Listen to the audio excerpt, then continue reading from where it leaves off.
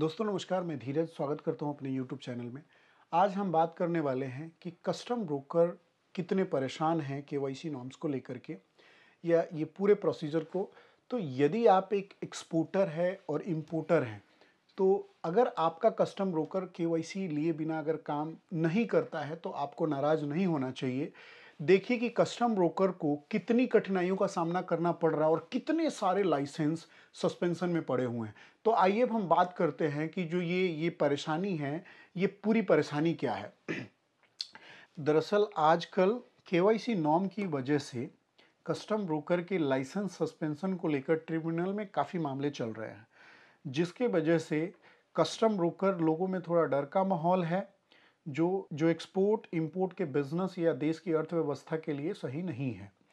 मैं यहाँ पर कस्टम ब्रोकर या सरकार के पक्ष या विपक्ष में बोलने या पैरवी करने के नतीजतन से यह वीडियो नहीं बना रहा हूँ, बल्कि मेरा वीडियो बनाने का मतलब जो समस्या सामने आ रही है तथा जिसकी वजह से कस्टम ब्रोकर को केवाईसी नॉर्म्स पूरा करने में तथा बिजनेस करने में जो दिक्कतों का सामना करना पड़ रहा है, उस पर जो भी सरकारी एजेंसी या अधिकारी या उनको ध्यान देना चाहिए, ताकि कस्टम ब्रोकर के बिजनेस पर उसका असर ना पड़े तथा देश की अर्थव्यवस्था में जो इनका योगदान है वो सुचारू रूप से चलता रहे। क्योंकि ध्यान रखिएगा, कोई भी अगर किसी को इंपोर्ट एक्सपोर्ट से रिलेटेड क्वेरी है तो वो कस्टम के अधिकारी नहीं समझाते, वो कस्टम ब्रोकर के अधिकारी समझाते हैं। कस्टम ब्रोकर के जो यहाँ वर्क कर रहे हैं या जो कस्टम ब्रोकर हैं, वो ज़्यादातर गाइड करके लोगों को प्रोत्साहित करते हैं कि वो एक्सपोर्ट और इंपोर्ट करें। तो इसमें एक यही है।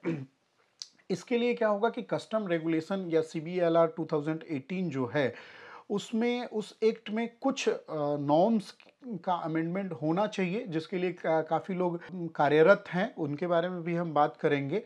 और जो भी कस्टम ब्रोकर के साथ साथ कस्टम के अधिकारियों को भी ध्यान देते हुए अपनी जवाबदेही तय करनी चाहिए। क्योंकि देखिए, मान लीजिए कि अगर कोई भी प्रोडक्ट में अगर कोई भी केस बनता है केवाईसी नॉर्म्स के वजह से, तो वो उसकी जो क्लियरेंस हुई होती है उसमें कस्टम अधिकारी भी उसी तरह से इन्वॉल्व है जितना कि एक कस्टम ब्रोकर इन्वॉल्व है। तो एक कस्टम ब्रोकर का लाइसेंस सस्पेंड होने के लिए तो भेज दिया जाता है, लेकिन अधिकारियों की क्या, अधिकारियों के ऊपर तो कोई कार्रवाई नहीं होती है। तो इसके लिए मतलब जो कस्टम अधिकारी हैं उनकी भी जवाबदेही तय करनी चाहिए, ताकि देखिए, ताली एक हाथों से नहीं बजती है। अब कस्टम ब्रोकर की अगर गलती है तो उसे सजा मिलनी चाहिए, कोई दिक्कत नहीं है। लेकिन देखिए, सजा मिलनी क्यों चाहिए, आखिर उनकी गलती है तब मिलनी चाहिए। अगर मान लीजिए कि जो भी केवाईसी के नॉर्म्स हैं, अब मान लीजिए आईसी कोड है तो डीजीएफटी इशू करता है। उसके बाद में यदि हम बात करें कि उसका जीएसटी है तो सेंट्रल गवर्नमेंट इशू करती है। तो इस तरह के अलग अलग जितने भी कागजात हैं वो सरकारी अधिकारी और सरकारी एजेंसी के द्वारा इशू किया जाता है, और उसमें अगर कोई त्रुटि होती है तो वो कस्टम ब्रोकर को जो दोषी माना जा रहा है, तब साथ के साथ उस कस्टम एजेंसी से या तो अगर कस्टम ब्रोकर को या तो कोई अथॉरिटी दे दी जाए कि हाँ, वो डायरेक्ट चेक कर सकते हैं क्या वो जेन्युइनिटी है या नहीं है या कुछ गलत है, तब लाइसेंस की सस्पेंशन हो तो चलता है। लेकिन यहाँ ऐसा कुछ है ही नहीं, क्योंकि वो सारा सरकारी डिपार्टमेंट की अथॉरिटी होती है। तो ये जो जवाबदेही है, जो सारा का सारा जो केवाईसी नॉर्म्स के तहत डाल दिया जाता है कस्टम ब्रोकर के ऊपर, ये कहीं ना कहीं ठीक नहीं है, जो कि इस अमेंडमेंट होना चाहिए इसमें। और जितना कस्टम ब्रोकर का इसमें जवाबदेही तय की जाती है, उतना ही सरकारी अधिकारियों का भी जवाबदेही इसमें तय किया जाना चाहिए। और इससे संबंधित देखिए, अभी ये शुरुआत है, इससे संबंधित मैं वीडियो बनाता रहूँगा। और इस पे जो हमारी बात हुई है, कई सारे कस्टम ब्रोकर से बात हुई है, और खास करके अगर हम दिल्ली के ले या अन्य जगहों का भी ले, तो वहाँ पे भी काफ़ी सारे लाइसेंस केवाईसी नॉर्म्स के वजह से सस्पेंशन के लिए ट्रिब्यूनल में लगा हुआ है, जो कि ऐसा नहीं होना चाहिए। तो इस पे जो मेरी बात चल रही है, federation of custom broker association in India एक चलाते हैं अपने, जो जिनकी मैं बात कर रहा हूँ, उनका नाम है पार्थिव दावे जी, जो कि यह एक फॉर्म चलाते हैं federation of custom broker association.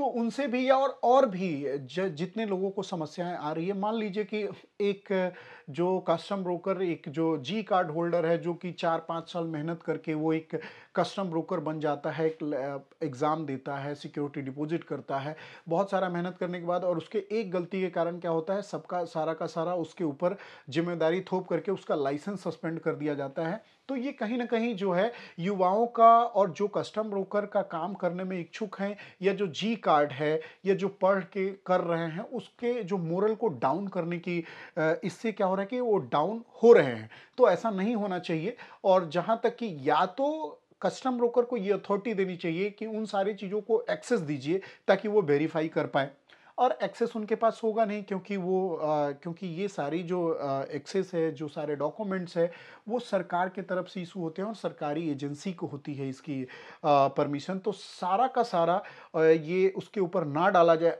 हालांकि अगर केवाईसी को हम ले लें तो देखिए कई सारे पोर्ट पे हैं, कई सारे पोर्ट जो हैं वहाँ पे स्पेशली लिख के मांगा जा रहा है कि आप लिख के दीजिए कि आपने प्रमाइसिस में विजिट किया है, और ये सारे जो जेन्युइन है, अगर पार्ट एक्सपोर्टर कुछ भी गलती करेगा उसका आपको जिम्मेवारी लेना पड़ेगा। तो ये सब कहीं ना कहीं बहुत ही गलत है, ऐसा नहीं होना चाहिए। और इस पे आगे हम लोग नज़र बनाए हुए हैं, और आगे काफ़ी लोगों से, काफ़ी कस्टम ब्रोकर से हम बात करेंगे और इस पे हम प्रकाश डालेंगे। और ये देखिए धीरे धीरे, और हम ये भी समझाएंगे कि पूरे CBLR क्या है और उस पे कैसे, मतलब देखिए एक नए जो हैं, जो लोग इससे जुड़ना चाहते हैं, या बहुत से लोग जो पुराने हैं जिनके पास लाइसेंस है भी, उनको फिर भी बहुत सारे डाउट होते हैं, बहुत सारे दिक्कत होते हैं। तो हम अपने चैनल पे बहुत सारे एक्सपर्ट को लेके आएंगे जो कि आपके क्वेरी को सॉल्व कर सके। और यदि आप एक कस्टम ब्रोकर हैं तो कृपया मेरे वीडियो को शेयर करें ताकि आपका आवाज़ बुलंद हो सके, और हम अपने इस जो समस्याओं से जूझ रहे हैं उसमें हम कामयाब हो सके। देखिए जो समस्या है, जब तक उसके लिए आप एकजुट होकर के नहीं लड़ेंगे, तब तक आपके लिए कोई भी आवाज उठाने वाला नहीं है। इवन कोई भी नहीं, जिसको आप पैसे देते हैं, जिससे आप काम करा रहे हैं, वो भी नहीं। तो जब तक, ध्यान रखिए, सबको एकजुट होना पड़ेगा, तभी होगा। अभी एक ले लीजिए कि सेंट्रल गवर्नमेंट की तरफ से जो लाइसेंस रिन्यूअल का है उसके लिए एक नोटिफिकेशन आ चुका है, बट अभी पब्लिक नोटिस इशू नहीं हुआ है। जो मतलब कंसर्न अथॉरिटी से अगर हम बात करें, जैसे अभी चेन्नई से उनका एक पब्लिक नोटिस इशू हो चुका है, और वहाँ पे रिन्यूअल के लिए कार्य अब मतलब ऑटो रिन्यूअल हो चुका है।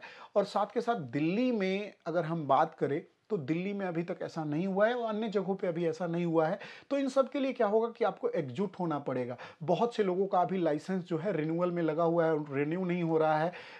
तो ये सब कहीं ना कहीं जो है, ये समस्याएं जो है, एक कस्टम ब्रोकर को बहुत बड़ा समस्या के रूप में ये सामने आ रहा है। तो हम सबको एक होना पड़ेगा, और हम सबको आवाज़ मिलके बुलंद करना होगा, तभी जा करके ये सारा कुछ पॉसिबल है।